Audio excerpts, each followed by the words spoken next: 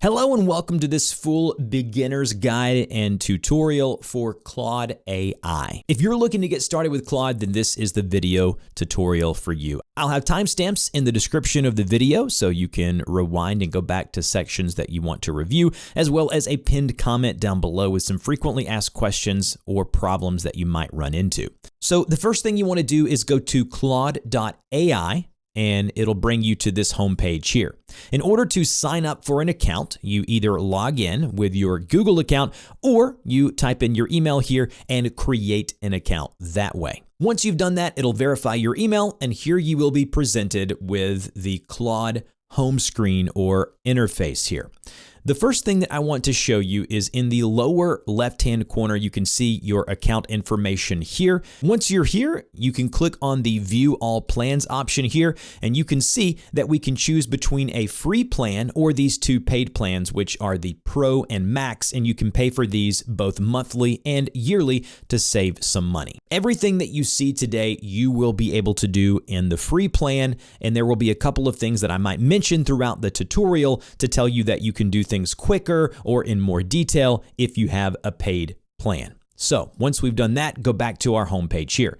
I recommend that you download Claude on both your computer and your mobile device to easily access it, and it's much better than having to go to the web version. So in order to do that, in the lower left-hand corner, you can see we can click here and we can go to Get Apps and Extensions. If we click on that, you'll see there are the mobile apps, which are right here for iOS and Android, and then we'll see the Mac OS app here as well. Or if you want to, you can go to Google and just say Claude for Mac or Claude for Windows, whatever your platform of choice is. Once you download Claude for your device, you can see that I can open the app up, and this is what the interface looks like. Very similar to the web version, just again on your machine. I'm going to start with the left-hand sidebar over here. If you can't see it, you should see this little icon here that says Open Sidebar. And if you click it, you should see all of these options here. New chat is self-explanatory. This is how we begin a chat with Claude to ask it questions or do research, whatever it may be. Search is going to allow us to search from recent chats that we've had. And then Customize, if we click on that, will give us the ability to go here and connect different tools, create new skills, and browse plugins that are tailored to Claude that we can go and connect with other resources and tools that we may use. So again, that's what you do under Customize. The next thing here is Chats, Projects, and Artifacts. Chats are going to be individual chats that you've had with Claude before. Projects are going to be individualized projects that you want to kind of segment out, like for a YouTube channel or a podcast or a specific research topic, might be here under Projects. And then Artifacts, which are more individualized things that you may want to bring up for specific use cases. But if we go back to our homepage here and go to New Chat, this is where all of the magic happens. Before you start typing, you need to understand that this guy here, the drop-down menu that may say Sonnet or Opus and whatever number after that, this is going to be the model that you're using. All models are different. So we have the Opus model, and down below it tells you a bit about that model. This is most capable for ambitious work. Sonnet is most efficient for, say, everyday tasks. And Haiku, which is 4.5 right now, is fastest for quick answers. So if you want a quick response, you go with this one. If you want it to be more efficient and maybe a little more time involved, you go to Sonnet. And then if you really want to do some deep work, you go to Opus right here. Try and experiment with all of them and see which one works. This little button here that says Extended Thinking, it allows it to think longer for complex tasks. Again, if you know it's a task that'll be a little more complex, you may want to check that box there to make sure that everything is done the way that it should be. And if we go to more models here, you can go to older models if that's something that you want to do. Right here is where you click into the box here and you start typing. Once you ask it a question, you hit enter or press the arrow and it will begin working, and you'll see a pulsating Claude logo here, and it will begin answering the question, or it will begin doing the back and forth. The beauty of Claude is that it's not just a singular input and then an output. It may then ask you, oh, so you want to do that I have other follow-up questions for you to make sure we really hone in on what this answer should be. So that's the beauty of Claude. Once you have a conversation, it'll be over here under recents. So if we go here, and you can click on any of these previous conversations. As you can see here, I can click on this one and it will show me everything that we've worked on. Now, the thing about Claude is that it will provide you with, as you can see with this one here, it provided me with some information that needed to be opened up in a different file format, which will then open up on the right side of Claude. Again, if you wanted to, we could even open that file up in Google Chrome.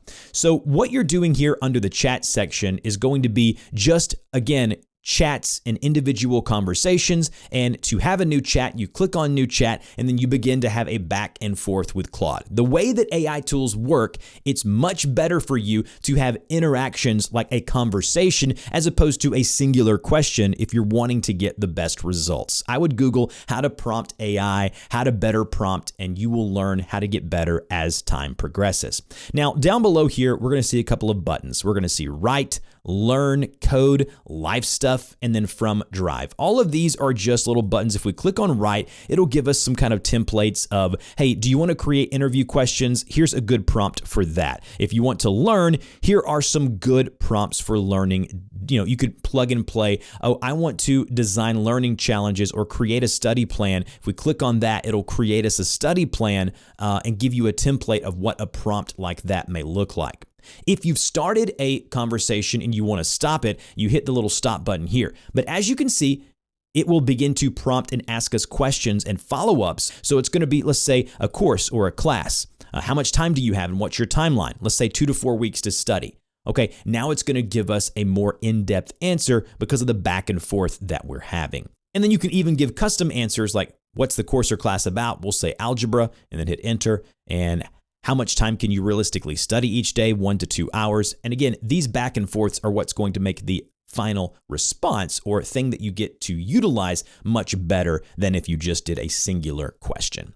All right, so now that we've done that and you know that a new chat is kind of where you start to talk, you know all about the models here, let's talk about a few other things that we can do with Claude. The next thing you may want to do is have it analyze a file for you. So the addition symbol here under the chat allows you to click the add files button here, and you could add files or photos. You can add to a project if you already have a project created. You can add from Google Drive if you've linked your Google Drive, and I'll show you how to do that shortly. We can do research, web search, use different styles, and add different connectors. So as you can see here, I've added Google Drive as a connector so it can automatically do that. But if we go to add files or photos here, so we can say we want you to take this photo here and we want you to improve this thumbnail image, press go or enter, and it will begin working and manipulate. The next thing that I want to show you is projects. If we go under chats and go to projects, click on that, you can see I have a number of setup projects here. If I go to new project here, we can give the project a name. So we can just say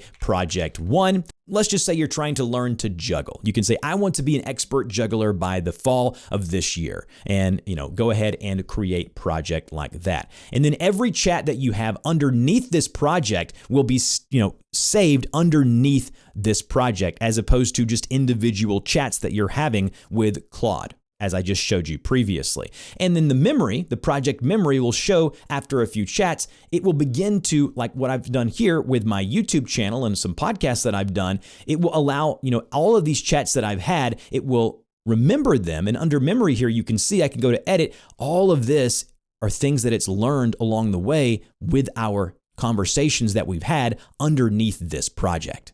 Again, you can go into your projects by going to projects and then clicking on a specified project and then having chats that are related to said project right here on the page. So that's everything you would need to know about the simple things about chats and projects.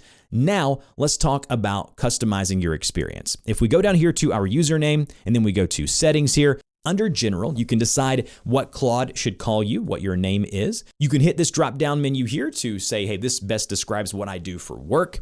And then under personal preferences, you can basically type out who you are, what you're about, and letting Claude know a little bit more about who you are. Notifications, you can adjust how and when you get those. Under appearance, you can change from light or dark mode as you see here. And then under chat font, you can decide to change from default, sans system, or one that is actually dyslexic friendly. Under billing here, this is going to be where you change your billing plan. Under usage, it will actually show you how much usage you have left under your current plan. And then you have capabilities here. If you want memory to be turned on and it to remember your previous conversations, you would want this little checkbox ticked here. And then underneath here, you can see a few different things as well. But what I want to show you is something called connectors. Under connectors here, there are going to be allowed Claude connectors that you can go and add. So for me, I added Google Drive. And all you would do to add one of these is you would go to connect. So I want to connect this to my Google Calendar. And then when you do so, you'll see this box come up here where it will ask you to log into that Google service, follow the prompts, and now you will have something connected here and it should say connected.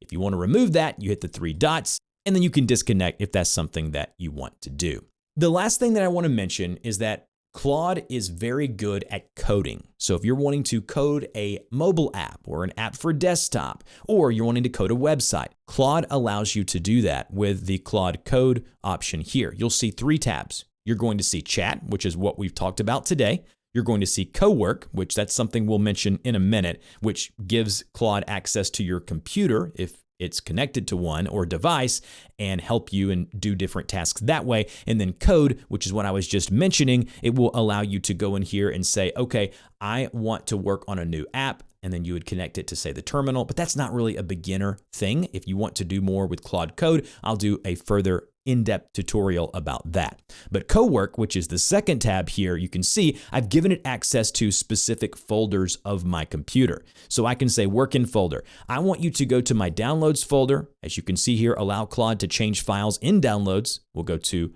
allow this time. And then I can prompt it to say, please organize and clean up my downloads folder. Hit the drop-down menu, select the downloads folder, and then go to let's go. And what you're going to see is that it takes control of the computer and under that folder specifically, nothing else, whatever that individual folder is, and it begins to do what you ask it to do. Now, there are a number of things you can do with this in much more detail. That's just an example of one thing that you might be able to do. And if we add connectors here, you can see we can add files or photos, include a project with this. Everything can be done here under that little drop-down menu. The last thing I wanted to show you is what Claude looks like on mobile. Here it is on my iPhone. I have it on both my iPhone and my iPad. I've just opened the app, and as you can see, I can begin chatting by tapping into the box here and prompting just like you would on desktop or web version. If I tap the 3 horizontal lines in the upper left-hand corner, it'll show me my sidebar where I can go and look at my recent chats like what we've just had here. And then I can go to my projects just like I would on desktop. Again, the mobile app is a wonderful tool in that it's just so accessible. It's so easy. And the app allows you to